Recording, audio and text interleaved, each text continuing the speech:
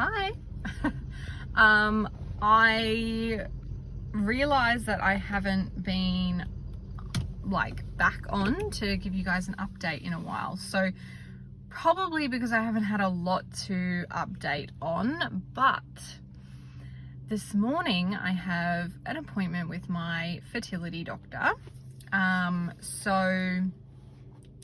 It's in about 15 minutes, and I thought while I'm here early, I would jump on and just give you guys an update as to where we're at. So in the last month, I got day 5 blood test, which I actually got on day 6 because of the weekend.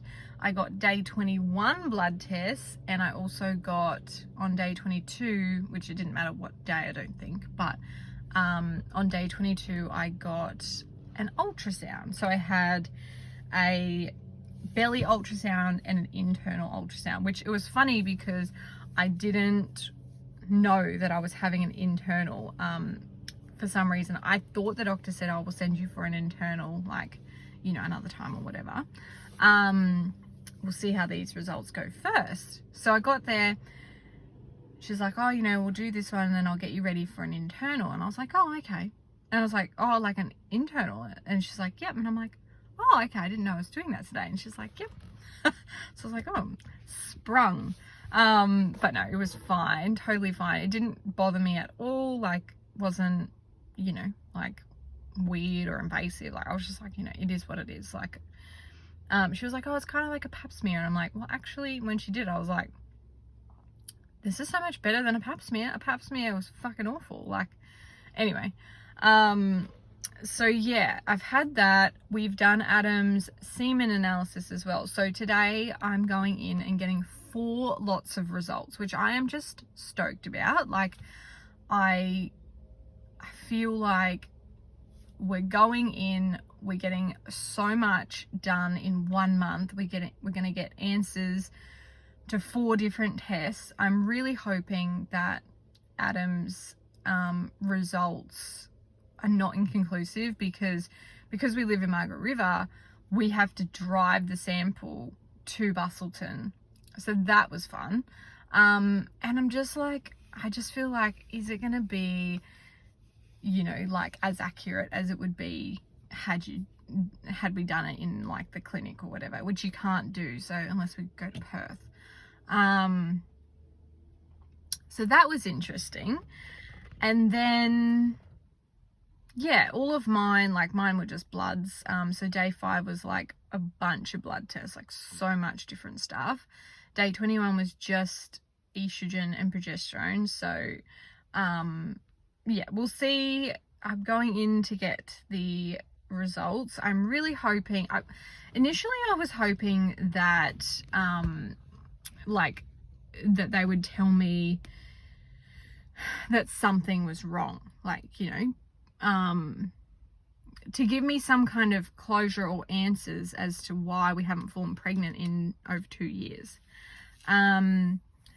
So yeah, I at first I was hoping for that, but then as time has gone on, I've kind of changed my mind and yeah, it would be good to have some kind of answers as far as why. But if that result means they say you'll never fall pregnant naturally, I think that'll be pretty devastating. So if they say your only option is IVF, I've always said that I never wanted to do IVF, so that's going to be hard. I'm just going to make sure this is recording. So yeah, that would be hard, obviously. But I have a backup plan. I have booked us in for the first step of adoption. So that's the 1st of December was the first info night or info day that you have to go to start your adoption process. So that's our backup plan. I would be super keen to adopt. I think it would just be amazing to be able to give someone a really good life if they, you know, perhaps weren't going to have that. Or yeah, so I think that's the backup plan. Obviously I would be upset if I can't fall pregnant naturally. Like, as in terms of like experiencing pregnancy, I know like a lot of people suffer, but it's almost like I feel like it's something that my body should just be able to do, and it doesn't do it. So I feel like I'm missing out on something there. So yeah, the last month since I've talked to you guys has been very emotional. I went back on Instagram, but now I'm off again because I find that I do fall into the trap of Instagram, and I just feel so much better when I'm not on there. I feel like I am that kind of person that's on the edge of depression a lot. Like, it could be something that happens that just knocks me for six, and I end up thinking my whole life is shit. And it's like I'm very dramatic. I go to the extreme with my emotions and my thoughts. Like, you know, like if Adam doesn't text me back in so long, I think he's dead. You know, like I'm very dramatic. And even in my, like, with my friends, they're always like, your reactions are really dramatic too. Like, something small will happen and I'll be like, you know, and like they're always like, what? Like, and I'm like, oh, just this. Like you're so dramatic. So for me, Instagram is kind of that place that just brings out the worst in my emotions. I compare myself to everyone. I try so hard not to, and I unfollow. Like, I've unfollowed so much because I just was trying to protect myself. But at the end of the day, I still see stuff on there that, you know, like people falling pregnant, pregnancy announcements, and you know, babies, and, you know, people with their families, and I look at that and think, I'm never going to have that. And, you know, I'm so dramatic. Like, why do I say I'm never going to have that? Like, that's so stupid. I probably will have that. My story is just going to be a little different to somebody else's. But there are so many people that I can relate to. So that's something that I have found. I ended up joining a infertility support group on Facebook. And then I wanted to join one that was close in my area, like an actual one I could go to and meet people. But there doesn't seem to be one. So I ended up jumping on my Instagram and putting it out there for people like that follow me or whatever to jump into a support group. So I've got a few girls in the support group there, and that's really nice. So yeah, it is good to have people to talk to and relate to and be like, I'm having a shit moment, feeling like really worried about the results, or like whatever I was feeling in that moment. And same for them, that we can all just relate and be like, yep, that fucking sucks. Like, you know, because sometimes all you need is just someone to go, yeah, babe, like, it's fucking shit. You don't want people to be like, oh, just be positive. Like, the amount of times I've heard it'll happen one day and all this stuff to like remain positive, it's redundant. Like, it doesn't mean anything anymore, you know, like it does, but it's also really hard to hear. And a lot of my close friends and stuff have been super supportive, and they always, you know, they try not to say the wrong thing and stuff, but, and like they generally don't, like, you know, sometimes they do, but I know they mean well. Anyway, I better go in for my appointment. I will jump back on after and let you know. Hopefully I'm not a blithering idiot crying. Not that that would mean I'm an idiot, you know what I mean? I just mean I hope that I'm able to talk, and I haven't got some devastating news. So yeah, fingers crossed we can make a baby. All right, I'll talk to you soon. Okay, I'm back. I'm not a blubbering mess, so that's good. Basically, there's a few things that the results showed. First of all, Adam's semen analysis wasn't adequate. It does say that his motility is low, but they are wondering whether that's from the fact that we had to drive it because we don't live near a clinic, and also that there wasn't much to test. So basically they just said we should do another test and to go and do it like closer to a clinic, which we have to figure out how to do that, but we might just have to get a hotel or something. So yeah, that's one aspect. Basically, even if we do another one and his motility is still low, she said, you know, you can still fall pregnant. The best thing to do for sperm is to stop drinking because alcohol is a toxin to the body. He doesn't smoke, so that's fine, but yeah, definitely to reduce alcohol, which is going to be really hard for him. I also need to reduce alcohol as well, which I'm fine with. Like, I don't mind having to do that.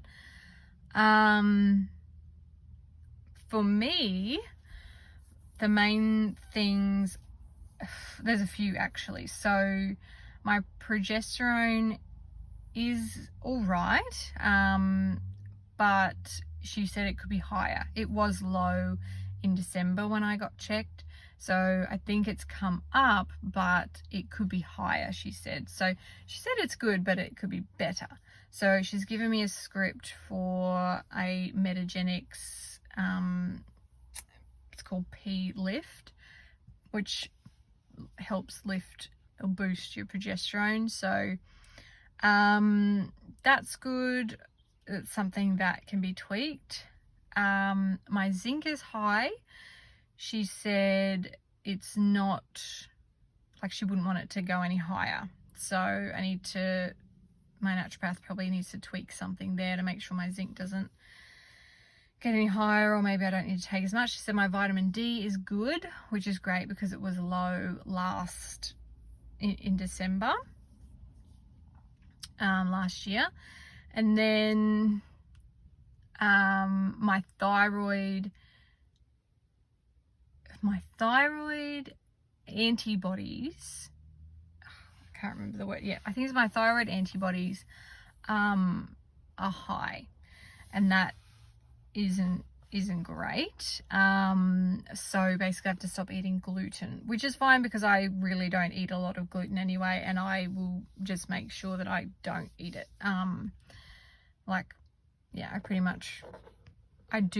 I had started checking for that, because last time I saw her, she told me to get my gut health under control, and I knew that if I stopped eating wheat, it would help. And also, even though rice is apparently gluten-free, it still clogs me up. And so yeah, things like that are easy.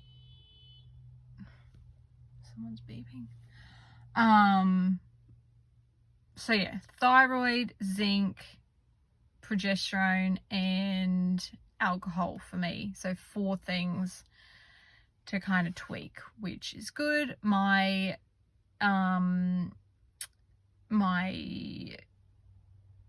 pelvic ultrasound was good.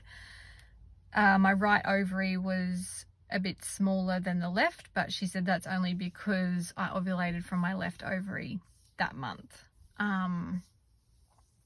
So yeah, so that was kind of interesting to know, to find out. I feel like there is no really significant bad news, which I'm happy about. There's a few things to tweak. She is really confident. She's like, you'll be pregnant. You'll fall pregnant. Like, of all the people that I see, you guys, like, I have the most confident in you guys, but like people have said that to me before. Doctors have said to me before, like, you know, you'll be pregnant soon, like. So for me, it's really hard. She did say that she still recommends it, because last time she recommended I go see this nutritionist. And she said that the nutritionist will also help with my mental health in terms of believing that I will fall pregnant, because I think that's a big thing for me, is that I do often go, like I said before, I do often go to the extreme and like, I'm never gonna fall pregnant, like I'm never gonna, like, woe is me kind of thing. Like that's my personality. So for me, like I do probably say things about not falling pregnant and not being, never gonna have that and that kind of stuff. So if I can help my mindset to believe that I will fall pregnant, then yeah, she said that is huge, like my mindset around falling pregnant. And, you know, obviously she said that, you know, people still fall pregnant with low sperm count, low motility, all that stuff. People have been trying for 10 years, they do IVF, they don't fall pregnant, and they stop trying and they're 45 and boom, they're pregnant. So yeah, like obviously I don't want to wait till I'm 45, but all of that stuff does give me a lot of confidence that it will happen one day. It's just really hard to keep saying it'll happen one day, it'll happen one day, and then when it still doesn't, like when it doesn't happen every month, it's such a mental thing to go back to. Like you get so excited that it might have happened this month and then it doesn't, and you have to go back to that thing of trying not to be like, woe is me, and being positive. Like it's so hard. So yeah. But overall, the results were good and probably better than I thought. Like I did think that, you know, there might be something huge. But she did say if we do another semen analysis that I don't have to wait to see her to get the results, that she will email them or call me. So that's really good. I have an appointment with her next month, but like unless I'm pregnant, I probably don't really need that appointment. So that's good. I could probably cancel that one a bit closer to the date. Then I have another appointment with her in December. So if we go October, November, December, we keep trying. And in December, when I see her, like if I'm either pregnant or not, you know, it's probably a good amount of time to have in between seeing her. And, you know, if I'm still not pregnant in 3 months or whatever, then we can see what she says then, kind of thing, maybe. But yeah, she was confident, and yeah, I think the hardest thing will be the alcohol. I feel like it'll be easy for me to not drink, but for Adam, that's going to be hard. So yeah. Anyway, that's a little update. I will pop this up on the YouTube channel, and yeah, hopefully you guys, I don't know if you got something out of it or just following along with the journey. I guess I'm going into a lot more detail here, especially because I'm off Instagram these days. This is, you know, the place that I would be sort of talking about my my fertility journey if anyone was interested to hear about it. So yeah. All right, I will see you guys in my next video. Bye.